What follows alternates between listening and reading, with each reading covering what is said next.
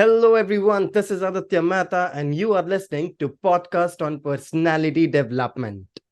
Your life is as good as your mindset.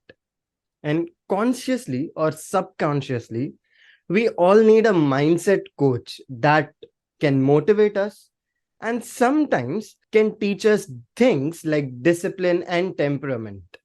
Well, if you are that one person who thinks about these things, then this episode is just for you. As in today's show, we have a mindset coach with us. And I'm going to tell you more about him. But before starting today's show, make sure to join the WhatsApp community of this podcast where I share exclusive contents. And this is the place where you can actually ask questions to the guests of this show. Isn't that exciting? So, what are you waiting for? Intro music is going to play now. You click on the link in the description, and I'll bring the guest of today's show. Here we go.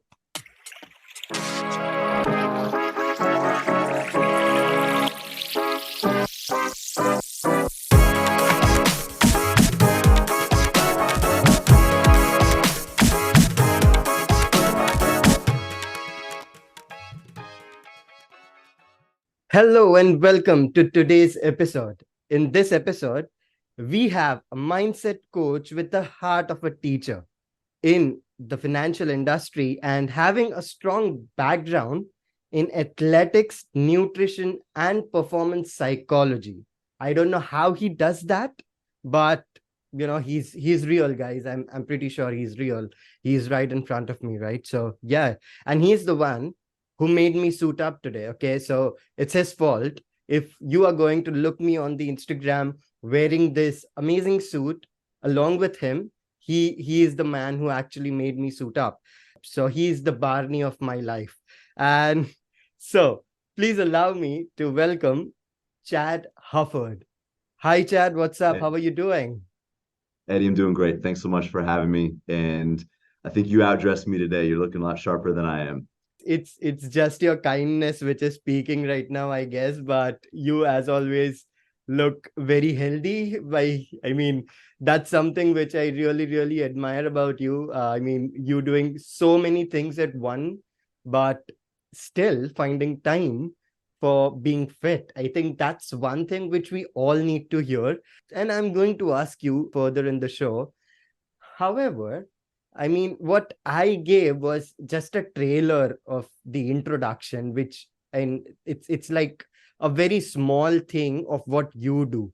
So if you could introduce yourself briefly, that would be really amazing. All right. Well, as Eddie explained, I am Chad Hufford, and I'm from Anchorage, Alaska, way up north, pretty close to the North Pole, closer than I want to be sometimes. I'm a father of six kids. I have a wife, and she homeschools them. It's amazing. We have a great life together. I'm unbelievably blessed. And Eddie, as you said, yeah, I've got a background in nutrition, biochemistry, performance psychology. Did a lot of training at a very high level for police departments, some soldiers, some professional athletes, Olympians. But a lot of it comes down to mindset. And I've taken a lot of what I've learned in those other disciplines, and I've just infused that into investing and finance and helping people build a better mindset to create their future, because that's what we're talking about, is building a more abundant life. And it's that goes way beyond simply finances. It's health, it's, I believe, it's your faith, it's your family, all those different things. And if one of those pieces is missing, it's really hard to experience a life of abundance. Let's say if your health is failing, or if you're broke and worried about how to pay your bills, or if your family dynamic is a mess. If any one of those is out of order, those feelings of scarcity start to build up. Wow, that's pretty amazing doing all those things with being a father of six kids. I mean, I'm not married yet and I don't have any children, but I can literally imagine if a person is having six kids, he's going to get mad every day but you managing it so amazingly. I mean, I am pretty sure from today onwards, you are my mentor already without you knowing about it. And I'm going to ask a lot of questions on record as well as off record. So, I'm pretty sure, and a lot of the listeners as well are going to get in touch with you once they listen to this show as well. I'm pretty sure about that. However, audience, this time I want to tell you this in the very beginning of the show that make sure to have a book and a pen while listening to this podcast, because I believe that there are some points you don't want to forget. And as it is written in the wonderful book which I'm reading right now, that is Limitless, it's really important to note down the things which you want to remember. And there are more things in that book as well. So make sure to get a copy of that. It's by Jim Quick, the wonderful, wonderful guy who knows how brain functions. So make sure to do that. And it's not a promotion, honestly. It's a book which I love so dearly. However, getting back onto the show, Chad, uh, it is really difficult, like I'm straight away diving into the topic. And for most of the people, it's really difficult to develop good habits and then develop good mindset. Okay. And most importantly, a good habit of having a good mindset is rarely foundable nowadays, right? So first thing, first question, a very brief one, and that is, how do you cultivate those better habits? What should be the mindset of a person, and how a person can actually build that mindset? Well, the two are very connected, right? Good habits come from a good mindset. A good mindset comes from good habits. So it can be a little bit of the proverbial chicken or the egg. Which one do you start? And a lot of times they kind of start together. And as we talked about a couple of weeks ago off record, sometimes it's looking at what is the smallest step that I can take towards that better mindset, that better habit.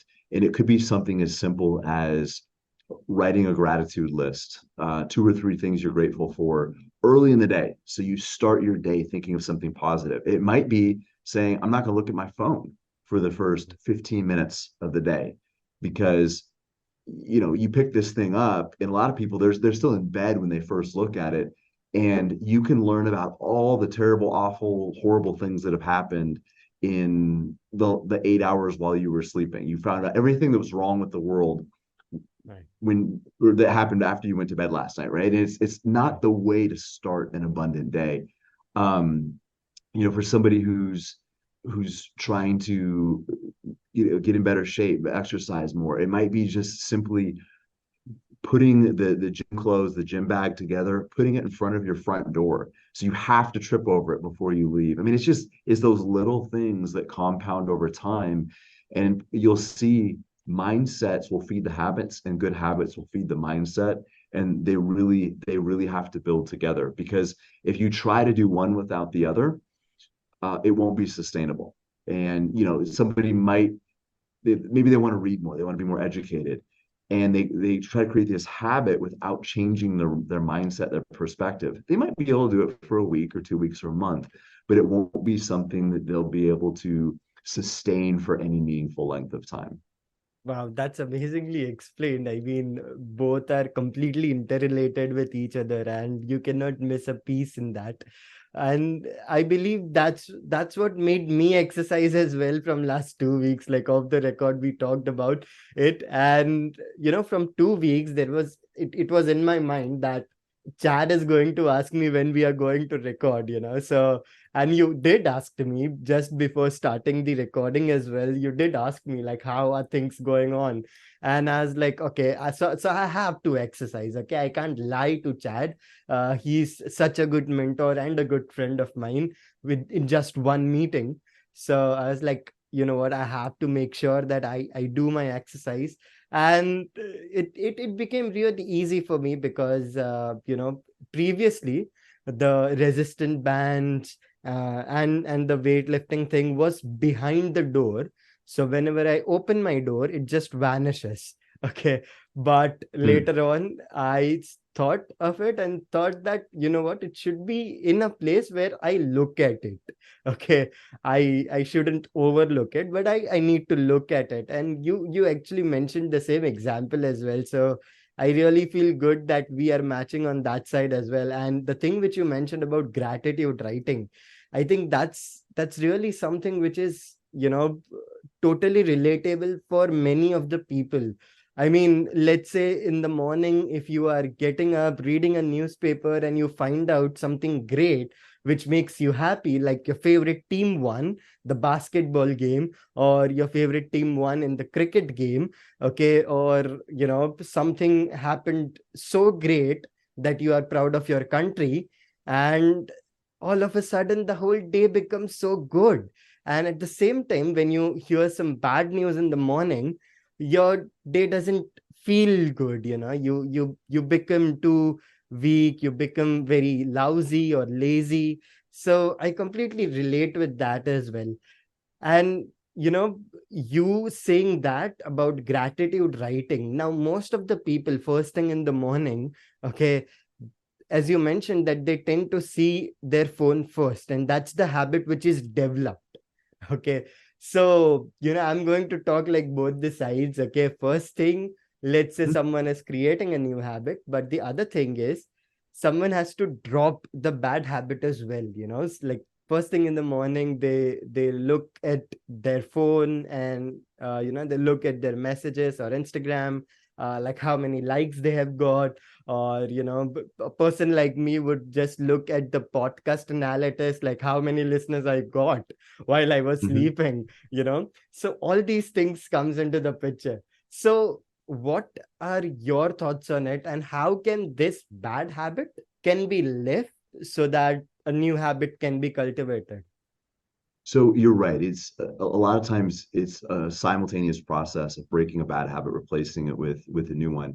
And there's a lot of studies that show that habits really aren't broken as much as they go dormant. So like our brains are sending signals constantly to various parts of our body and even other parts of our brain. And if you think of that signaling like a highway, like a road, if we send that signal over and over and over again, that highway gets broader and it gets wider, and those signals can be transmitted faster. If that highway narrows, we get a traffic jam, and those signals slow down. So what we want to do is widen that highway for the good habits, for the positive signals, and allow those old pathways that will still exist to start going into disrepair. They start getting potholes, they start narrowing a little bit, things start growing over the sides. We want that because we want it to be harder to travel down that road.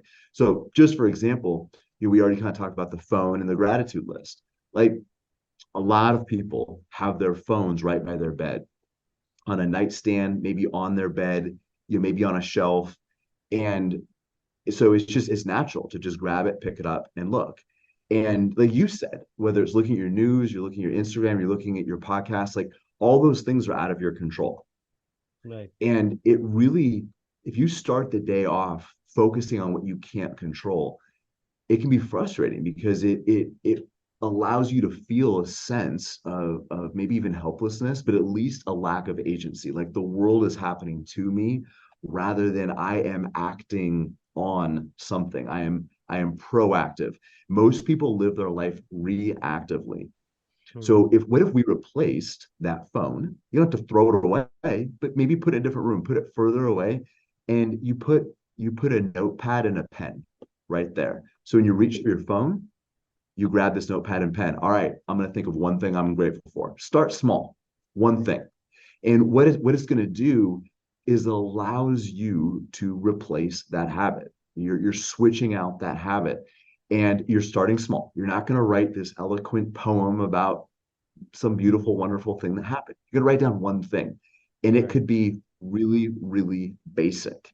A meal that you had the day before, a conversation that you had, you found something you've been looking for in the laundry. I mean, basic. But what it does, Eddie, is is it trains people to start looking for what is going well in their life, looking for what they're grateful for, and it builds that muscle. I mean, it's not a muscle, it's actually neurological, but it builds that intentionality inside of people. They're looking for what's going right in the world, and they're regaining that control, because doesn't matter what happened, you can always find something good that happened to you that day.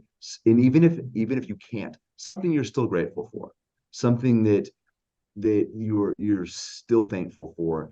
And it changes the outlook of your day, and it changes the way that you look at things. And I think people will, again, we're using this as one small example, but you'll notice things you might otherwise take for granted because you're training your brain. Hey, let's look at things to be grateful for. I'm gonna have to write something down tomorrow morning. Let's start making a subconscious list.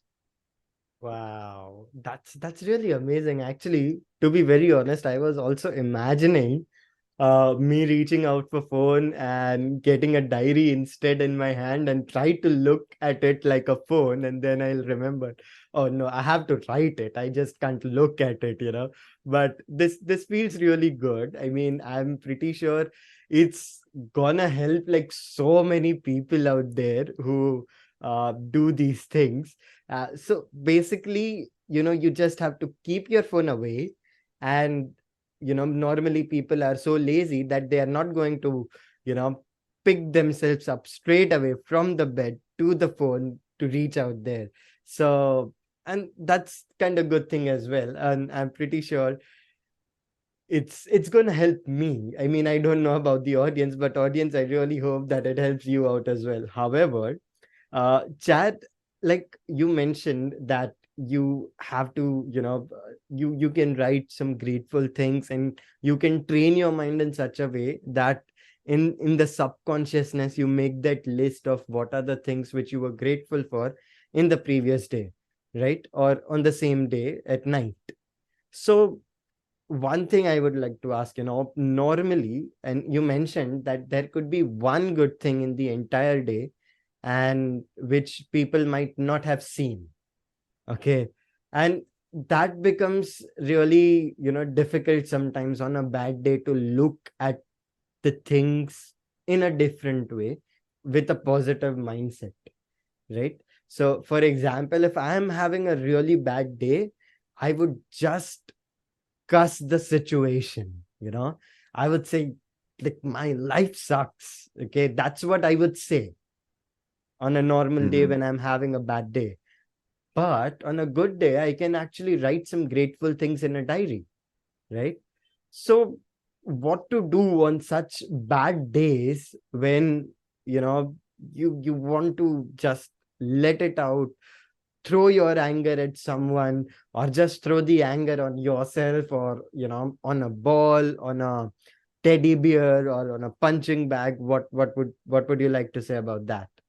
I mean, I think there's might be a place for that, right? I mean, for me, the the gym or working out is kind of my therapy. And sometimes I do have hurt or aggression, or sometimes I just need to clear my head, and it's important to physically go out and do something.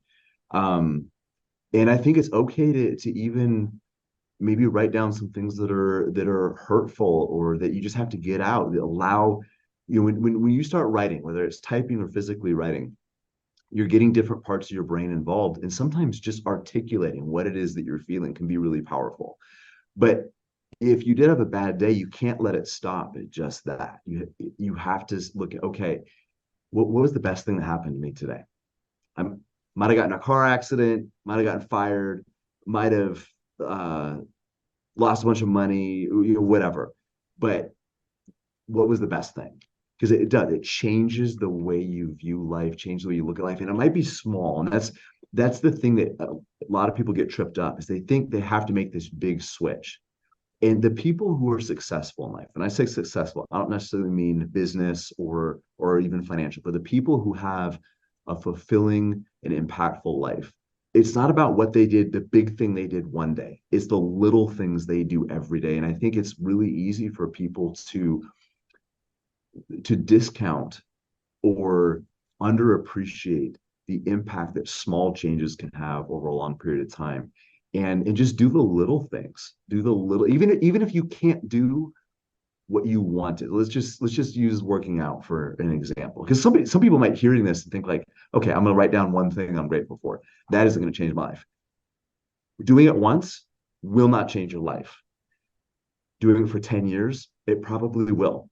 And it's a small thing, but it creates a habit. It also creates an identity.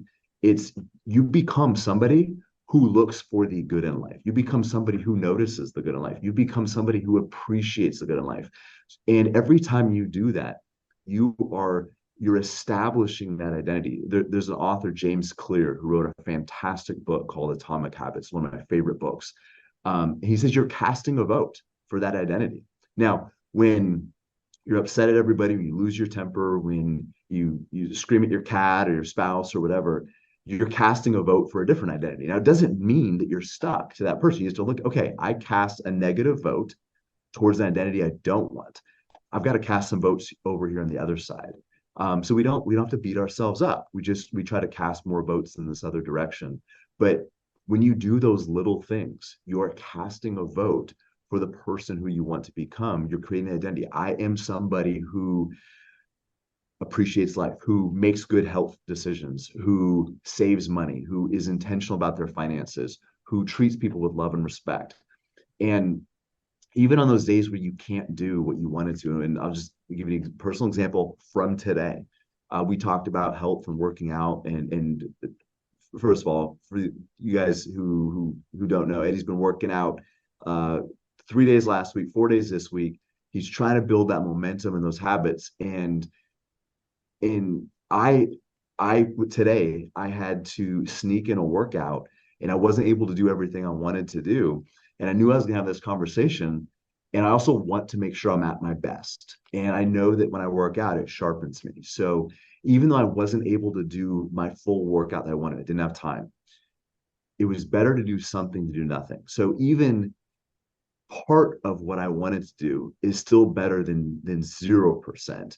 And in something like that, it builds that identity that I'm the type of person who, even when I can't do what I want to do, I do what I can do. And that can be very powerful. And again, it's not going to change your life in one day. It's not going to change your life in 1 week. But if you continue to do that for long periods of time, it will absolutely change the trajectory of how you think, how you act, and how you view life. Wow, that's really wonderfully said, and thank you so much for letting the audience know about my workout. Yes, audience, that's correct. 2 weeks before we had a conversation, and I did ask him about I want to work out, but I'm not finding the time, and he said that you start small. You can start with as small as, let's say, 5 minutes a day of workout, and that's enough. Okay, but and then slowly but surely you try to increase it. And I'm happy that I have done 4 times this week and 3 times last week, and I'm slowly building the momentum to make sure that it at least happens 5 or 6 times in a week. So that's completely true. And also, Chad, as you explain, and you're completely using these words as well, that it might not have the things might not happen in a week or a day or even an year, but it's a long term process. And nowadays that is the big issue as well. Because people's temperament, okay, has I feel that it has become low, because with 30 seconds or 1 minute of content, okay, people are more and more growing impatient about things. They want things really quickly. They want to get fame quickly. They want to get money quickly. They want to, have those six-pack abs quickly. Okay. So what would you like to talk about that, and what are your thoughts on that, and how can one build a good temperament of waiting, okay, like not stopping his or her efforts for sure, but to wait, to wait for the results, because nothing, it's going to get, like, even that there was this great saying about a big game which is known as Pokemon Go. Okay, so the founder of that game actually said that it's not an overnight success. We built that game from last 5 or maybe 6 years, and then it was an success. So for you it's an overnight success, but for us it's not, right? So how, if you can share some thoughts about how people can build that temperament for getting those results. That's a huge concept. And it's a great question. Let's try to take a crack at it. So one thing is you're absolutely right. Like we have been spoiled because things do happen so quickly in our world. And I'm not blaming it. I'm saying even me. Like it's crazy how fast life happens these days, both good and bad. And just think of it like, you're sending a picture to somebody and you're like, what's going on with my phone? I sent that 5 seconds ago and that picture, that text hasn't gone through. When I was a kid, you took a picture, you dropped it off, you waited for 2 weeks, had no idea what the picture looked like. If you want to send that to somebody, you had to drive down to the store, you drop off your camera, you drop off your film, you wait for 2 weeks, you get it back, you don't even remember what you were taking pictures. I'd be like, oh, I took a picture that I was going to send to Aunt Sylvia. And then you have to put that picture in a letter and you mail it off. It's going to take like 3 or 4 weeks to get that picture to who you wanted to see it. Now we get frustrated when it takes 3 or 4 seconds, and things just are so rapid fire. I joke that we're kind of in this microwave society. We want to be able to push a button in 30 seconds, it's done, it's ready to go. Yeah. So we have to change that viewpoint, and we have to realize that bad things often happen fast and good things often happen slowly. So we talked a little bit about habits. I just want to touch on this for just a moment because Mm-hmm. bad habits, or unhealthy habits, I should say, because it's hard to say like what's a bad habit. What's a bad habit for some people might be a good habit for somebody else. We go into that if you want, um, but a lot of habits that are typically unhealthy, that have detrimental long-term effects, give us an immediate payoff. So if I eat a donut or a piece of candy instead of vegetables, I'm getting an immediate dopamine hit from that sugar. I get an immediate sense of pleasure.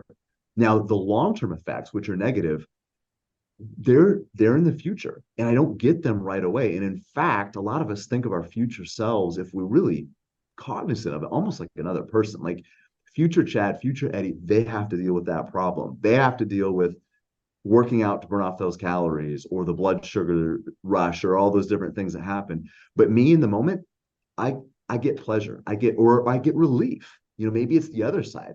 We we stop doing something that we should, and the immediate payoff is relief.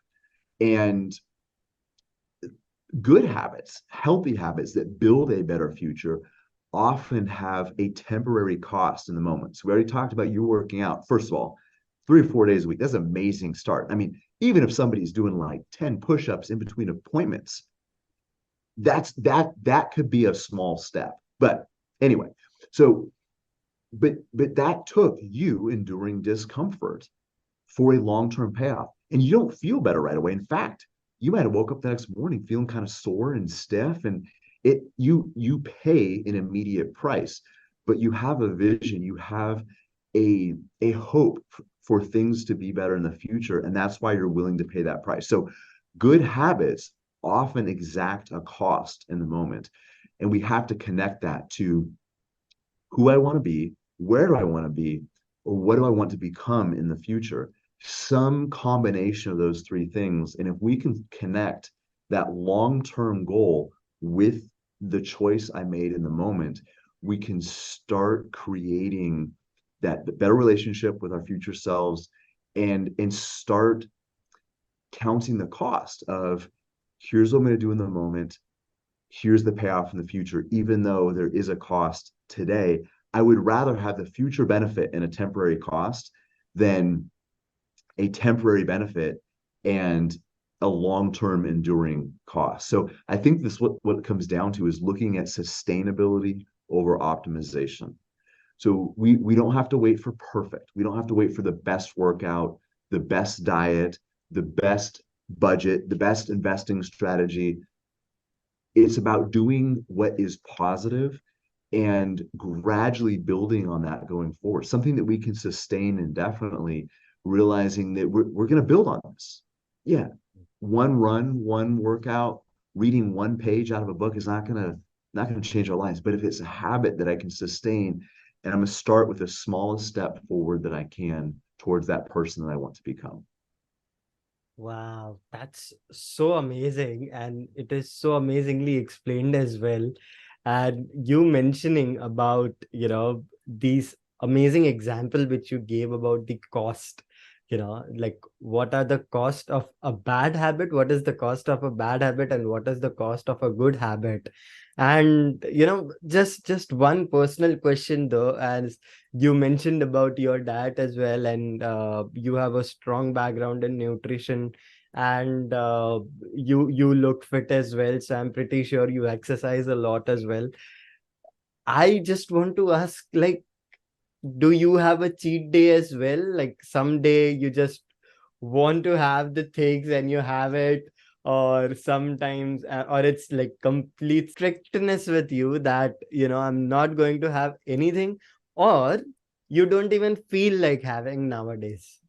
Well, both really. So a couple of things on that. So the quick answer is yes. Yes, I do allow myself to splurge in my diet. I'm very, very intentional about it though. And I think that's the difference is um I and maybe this sounds a little bit nerdy, but I plan it out. I give myself a window where I'm gonna have fun. I'm gonna splurge. I'm gonna enjoy. I'm not gonna feel guilty, but it's important because I'm not reacting in the moment. I'm not reacting out of temptation where I feel like I've been defeated. Where somebody brought cupcakes into the office and I'm struggling with this decision. Oh, I don't want to eat it, but just gonna have a little bite because you know what? I've let something beat me. And it people when they give in, they feel they're not a failure, but they feel like a failure. They feel like something kind of conquered them. But if Yeah. they made a decision, they know that Susie's going to bring in cupcakes on Wednesday. I'm going to have one. They've made that decision in advance. They don't have to wrestle with that decision anymore. And that wrestling, that the decision fatigue, it actually makes us more vulnerable to other bad decisions because we're fighting, we're wrestling. I'm not going to eat today until dinner time. I'm going to fast for 24 hours. I've already made that decision. I don't have to wrestle with should I eat? Should I not eat? I've already made the decision. It's in my mind. So it's again it's about being proactive rather than reactive. I'm not going to react to my environment around me. I've made a plan. This is what I'm going to do. But I do have a splurge meal. We call it Sunday Fun Day. And it's beyond just me because it's also for my family. I don't want to be so rigid and regimented about my diet and what I eat that I push my kids away from that type of lifestyle because it is extreme. And the way that I live, you don't need to do what I do to be healthy. You don't need to do what I do to have an abundant life and uh, to be in shape. I have a relatively extreme standard for myself because it has that importance to me and I've realized what those physical things do for my mind. So for me it works. Um, but it doesn't need to be as extreme as I've made it. And I don't want my kids to look at me and be like, Dad is so extreme. We're going to go the other way. I want them to have sustainable, healthy habits. Right. So that's part of it. The other part of it is teaching them delay gratification. And there's going to be a lot of things in life that they're going to have to give up because we have our Sunday fun day. They might have to give up a cookie at a friend's party or a sucker, a candy bar or something like that, or French fries. But the kind of the idea is they can give that up in the moment because they're getting something far better on on Sunday. So last Sunday is my daughter's 15th birthday, and we brought in pizza from this amazing restaurant. It's local, but it's one of the best pizza places I've ever had. Anybody's ever in Anchorage, Alaska, Moose's Tooth Pizza. It's amazing. Anyway, um, but it's miles ahead of most pizza. So, the kids know we're going to have something awesome on Sunday, but we're going to narrow that time to Sunday evening. We're not going to splurge all day. We're not going to splurge all week. So out of 168 hours in the week, I might be eating junk food for 2 or 3 of those hours, and that's okay. And we actually had somebody up, because we make it festive, we make it fun, we make it a celebration. We have people, friends and family coming over, and somebody made some comment like, "I wish I could eat like that and still be in shape like you." And I'm thinking, well, you're seeing a microcosm. You're seeing one Yeah. moment of my day. Come Right. spend the other 165 hours with me. It's Right. different, but it gives me that sense that I'm not sacrificing forever.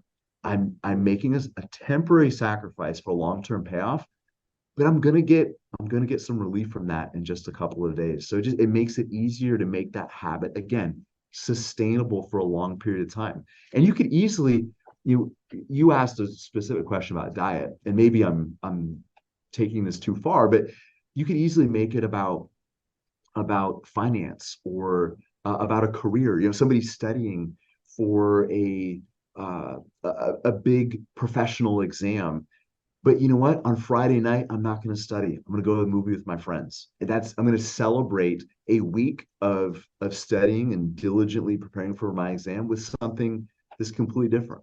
Or somebody who's trying to pay off debt, and they're gonna celebrate. Uh, maybe they didn't pay it off, but they committed to, I'm going to pay this much this month, and some sort of celebration, some sort of kind of a kickback, whether that's psychological or maybe get together with some friends they don't get to hang out with very much. It doesn't have to be big, but something to reward what they've done, so that sacrifice can remain sustainable. Because we all sacrifice every day. We either sacrifice what's unimportant for something more important in the future, or we end up sacrificing what is important in the future for something that's relatively meaningless in the present. We just want to make sure that for the most part, we are making sacrifices in the right direction. Well, that's wonderfully explained, and I really loved the answer. I mean, yes, it was big, but it was worth it. I mean, I'm pretty sure I have learned some great value, and I'm going to put it in my diary as well, because this is something which I have to practice as well, because I do eat unhealthy foods as well. But as you mentioned, that sometimes it is really important to reward yourself as well, and to get that relief, to get that sort of celebration, that Yes. you have accomplished that. And I feel that's the way to go as well, to have that discipline. It's not about being strict with yourself, it's not about being cruel with yourself, but it's all about discipline, that on a Sunday I'm going to have this, or maybe every 8th or maybe every 10th day I'm going to have something like this. I'm going to celebrate. And this is really amazing, and I'm just loving this conversation as well. However, there is one question which I really want to ask. And since you mentioned about the finance as well, there is one of my friend who actually is in a stage where he used a lot of credit card.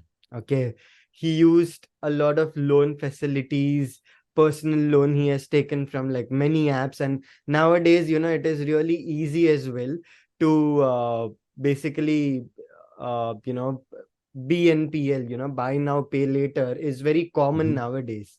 And so he used that much, and currently his status is like he's earning is less than his expenses right now. Okay, so for a person like them who had their habit, and currently I'm pretty sure they might have this habit as well, to spend more using the credit facilities.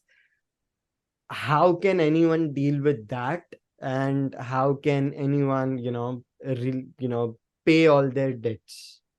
So a lot of it is going to go back to some of the things we've already talked about, and it's starting small, Yeah, but it's having a plan yeah. and realizing that you're not going to change it all overnight, but you're going to number one, try to stop the hemorrhage, stop the financial bleeding. So you got to figure out it might be cutting up those credit cards. So you can't use them anymore. So you've got to stop the one behavior and then just slowly chip away at getting yourself out of debt in those small behaviors. So it has to start with making it harder to spend. Okay. Um, Cutting up credit cards, deleting all your credit card information off of the various cookies and websites and things like that, which honestly, there's other benefits to that too. You have less of your information floating out in the world. But I'm just gonna pick on Amazon. I have nothing against Amazon, but they've made it so easy to buy. Like it's this whole one-click purchase. They've taken all of the hurdles, all of the difficulty out of purchasing. And I'll be honest, like, there's been times where I'm like, oh, I'll see something, like you're opening your email and the ads show up on the side. You're like, oh, that would be cool to have. But I want to go grab my credit card and type it in. On Amazon's like, no, no, no, we'll do that for you. We'll make it easy. You just do this. Click your finger and you Click can your buy. finger. Right. So we've got to build in some of those barriers. So Amazon and many other companies, they've taken out all those barriers to purchase. We have to add them back in. We have to delete our credit card information. We have to, again, a lot of people should probably cut up their credit cards or at least lock them in a safe. So you have to go downstairs and open up your safe, find the combination, all those different things to use it. And as soon as you use it, you have to put it back in and do that. So you're creating barriers to the bad habit. And then you want to remove barriers from the good habit. So maybe instead of making that minimum payment to your car, I'm just going to make this up. You have a car payment or a piece of electronics. You bought a TV. Let's say you bought this TV, you pay $150 a month. Change that automatic payment to $200 a month. Just bump it up a little bit. It's a small step, right? Right. But you use that 200 pretty soon. You can bump it up to maybe 250 a month or whatever. But you automate it, so you don't have to make that decision every day. Just like I talked about with the diet, you make the decision once, and then you just stay committed to it. So you try to make the bad decision, the bad habit harder. You make the good decision, the good habit easier, and try to remove some of those obstacles. So I hope that helps. But I also want to remind people too that you're not going to, if you do feel yourself burdened by debt, burdened by bad financial decisions, you're not going to fix it all at once. So you want to prioritize. And we usually tell people we've got a financial coach that deals with exactly this thing. And he always tells people, you start with your smallest debt. You might be $10,000 in debt, but let's say you owe $200 for that TV, right? Start with that, because it might take you several months to pay off the big credit card with $5,000 on it. It might take you a year, but in a month or two, you can probably pay off that TV and you get a little victory. You get a sense of accomplishment. And that's really important. This idea of, when you're trying to eat an elephant, you have to start with one bite. You choose one area.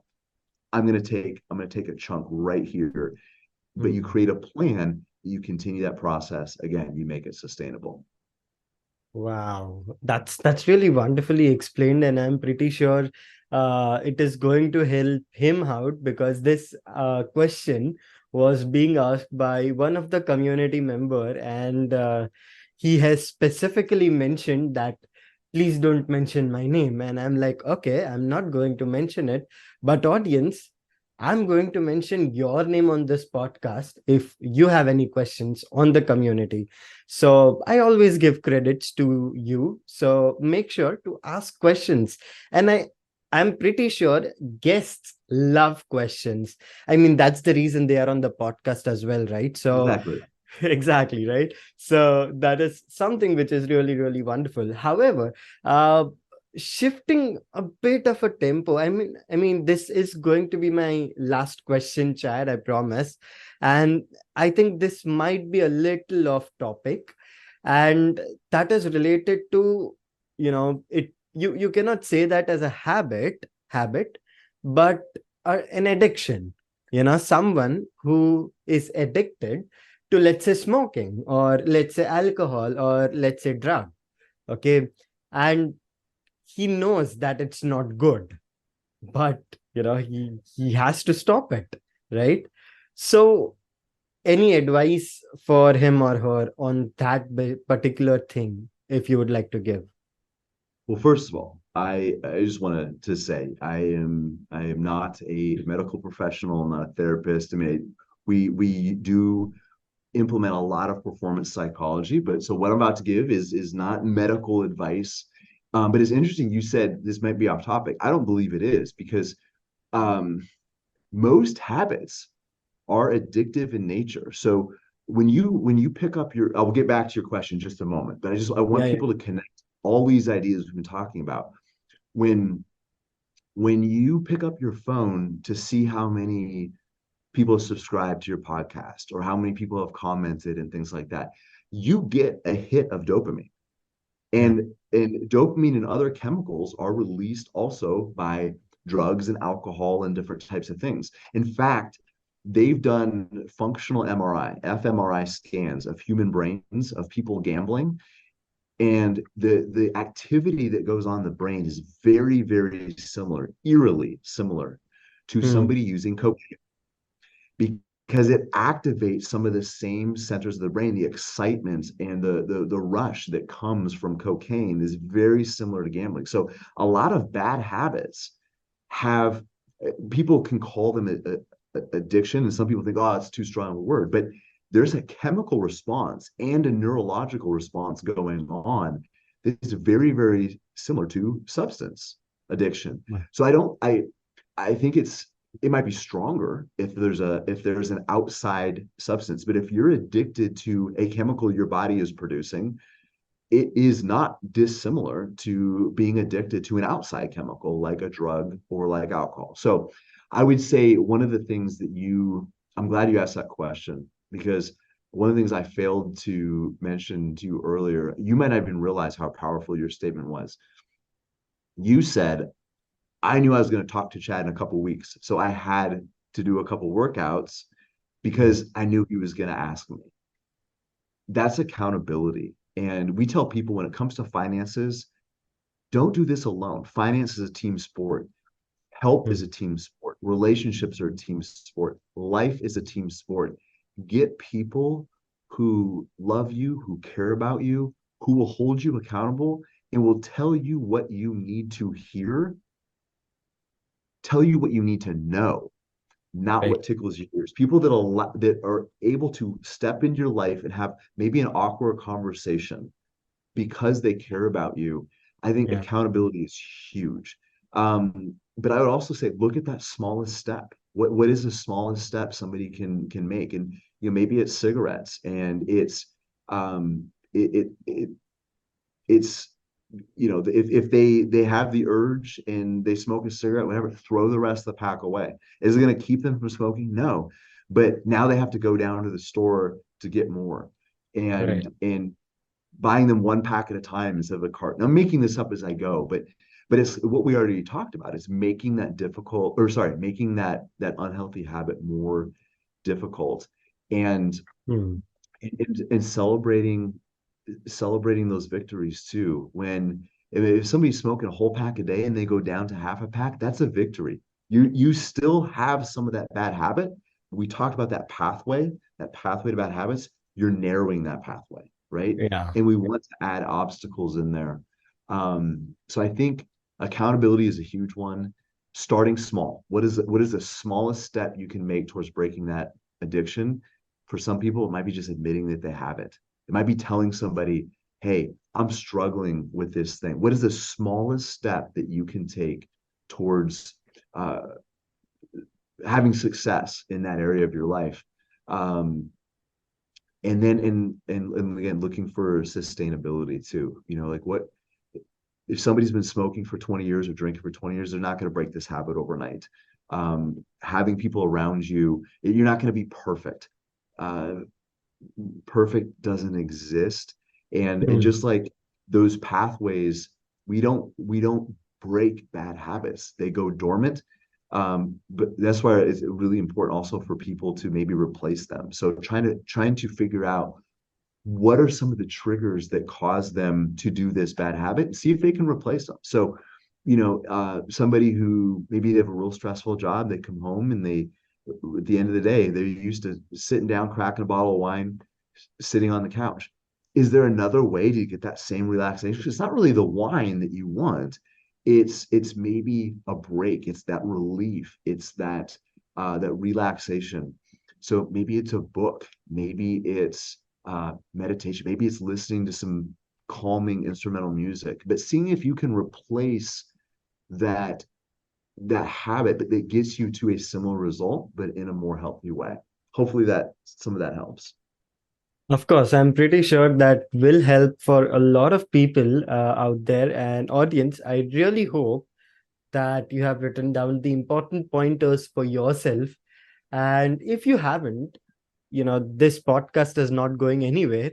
You can listen to it again and again, and that just makes me happy because I'm getting more plays on this podcast. But I would still recommend you to write down in a diary. And I know that I say this a lot of the times, but I really want that you shouldn't miss out anything from this podcast, and that's the reason I do that. However, one thing which I would like to ask Chad, and I promise this would be the last thing. And if people wants to get connected with you, and if people wants to ask more questions to you, and some of the people, I'm pretty sure they want to make you as their mentor as well. Uh, how can they find you, and how can they reach out to you? I appreciate you asking that, Eddie. Our website is veritasalaska.com, where we have folks all over the United States, but also internationally that we help and work with. We were founded here in Alaska. So veritasalaska.com is a website. If people have questions, they can email us at ask@veritasalaska.com. That's ask@veritasalaska.com. Also, I'm on LinkedIn. We're on Instagram. We're veritas.alaska. And yeah, reach out with questions, and if there's something we can help with, just let us know. Wonderful. Thank you so much. And audience, make sure to tell him that you have listened in on podcast on personality development so that you will get a priority reply as well. I hope, Chad, that's fine. We haven't discussed about it, but I really hope that's fine, me announcing that. I Absolutely. hope it's fine. Yeah, thank you. Thank Absolutely. you. So, audience, please reach out to him and make him your mentor. I'm pretty sure he's a great guy, and it's really worth to follow him and start digging deep into yourself to know what are your bad habits and what can be the good habits, and how to narrow down the path of bad habits which you have. And I'm sure he's going to give some great advices, although he has given many on this podcast. And if you feel that this podcast and this episode adds value in your life, then make sure to share it with your loved ones as well. With that being said, this is Aditya Mehta along with Chad signing off from this episode. See you in the next one. Till then, peace out.